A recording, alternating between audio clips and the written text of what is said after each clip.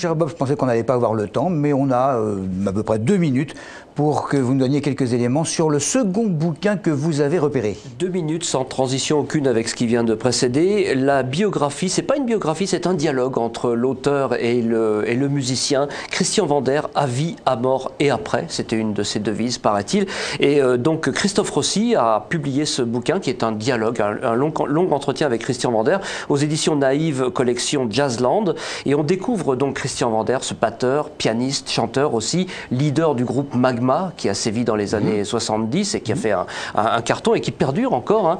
Et on découvre ce Christian Vander, donc fou de musique, bien entendu, de John Coltrane, qu'il appelait l'homme suprême, en référence à Love Supreme, un des disques de John Coltrane, mais aussi fou de la musique de Karl Orff, de Stravinsky, etc. Donc une musique vraiment complètement atypique. Alors il parle évidemment beaucoup de sa musique et de ses expériences musicales, mais il parle aussi beaucoup de son enfance et de sa vie. Et c'est là que souvent, on l'a déjà dit, mais on le redit encore une fois, les vies de musiciens de jazz ressemblent à des romans noirs, comme les polars ressemblent parfois à des vies de musiciens de jazz ou se mettent en scène du jazz. Et bien ici, on voit un peu pourquoi il a eu cette quête mystique qui l'a amené donc à faire ce Magma.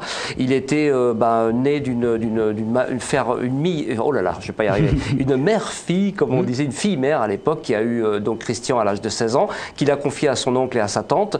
Très rapidement, il a été battu à coups de tisonnier quand il faisait pas ce qu'on attendait de lui. Il était mal aimé, complètement délaissé. Ensuite, il a eu un beau-père qui s'appelait Maurice Vander, qui était un compositeur de musique de film, mais qui s'est pas occupé de lui. Et donc, il a grandi tout seul un petit peu. Et puis, sa mère était junkie aussi. Elle a failli plusieurs fois passer l'arme à gauche. Enfin, sympa, hein. Un environnement épouvantable. Il explique dans le livre, à un moment donné, j'ai eu qu'une seule solution pour m'échapper de tout ça, ça a été la musique. Ça a été d'abord la musique de John Coltrane, puis sa propre musique qu'il a fait avec le groupe Magma et avec cette espèce de mysticisme, cette quête mystique. C'est absolument passionnant. Christian Vander, à vie, à mort et après, de Christophe Rossi aux éditions Naïve. Eh ben, celui-là avec le serpent, je ne sais plus comment il s'appelle. Le festin du serpent. Le festin du serpent, ça fait quand même du bon chez soi. C'est dans son lit, là, avec l'oreiller, paf, le bon bouquin, c'est génial.